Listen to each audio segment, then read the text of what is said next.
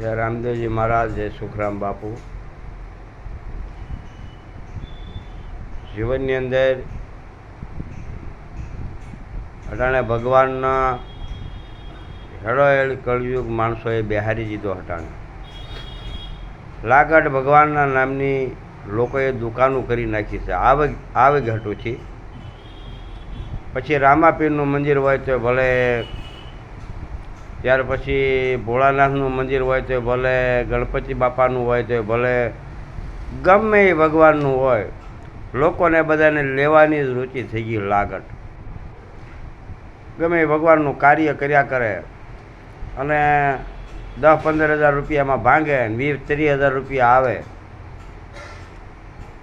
ભગવાનના નામે અટાણે તમામ લાલચુ લોકો બધાને રમાડે છે અટાણે.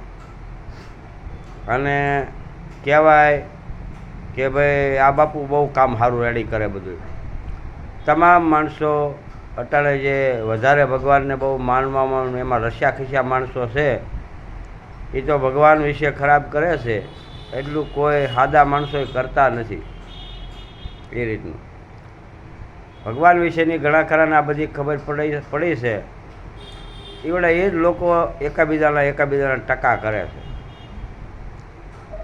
તમે જુઓ અટાણે બધા મોટા મોટા આશ્રમો, અમુક નાનો આશ્રમો કેવા ભોફાણ આવે છે. જે નામાધારી આશ્રમો હોય, જગ્યાઓ હોય, એના કેવા ભોફાણ આવે. તે આપણે એમ માનવાનું કે આ બધો હેળાહેળ કળયુગ છે. ભગવાનના નામની દુકાનો લાગઠ મંડાઈ ગઈ. બધા આનંદ કરે છે ભગવાનને, અને લોકોને કાંઈ ઘણું ખરું છે નહીં.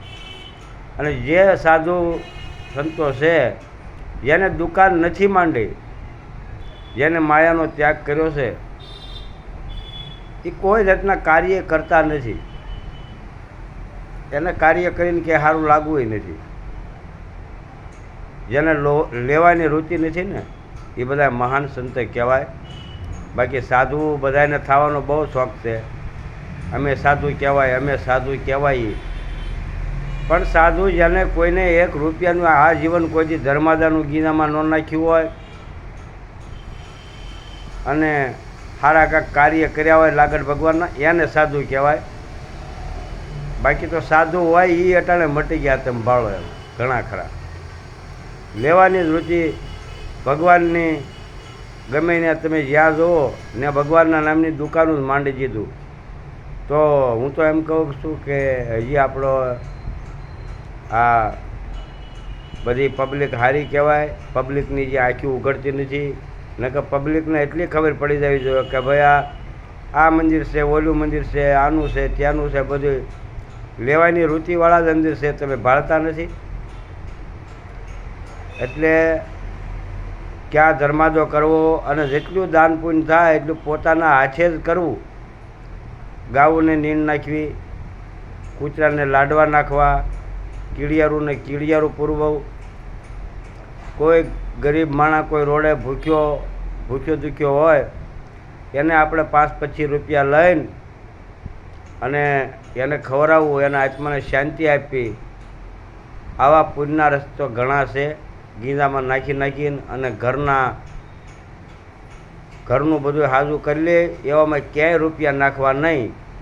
મંદિર હોય કે ગમે એ પાલવે હોય, બાપુ હોય કે મંદિર હોય કે પાલવે હોય. એટલે આવા ધર્મ થોડાક જાણો, બરાબર, કે ક્યાં કયો રૂપિયો વપરાય છે એટલું તો જાણો જીવનમાં. ભગવાને આપણને 2 હાથ આપ્યા છે.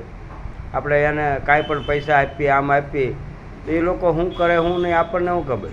એની કરતાં આપણા હાથથી જેટલું દાન પુણ્ય થાય એટલું બધું કરવું. જય ભગવાન, જય સુખરામ બાપુ.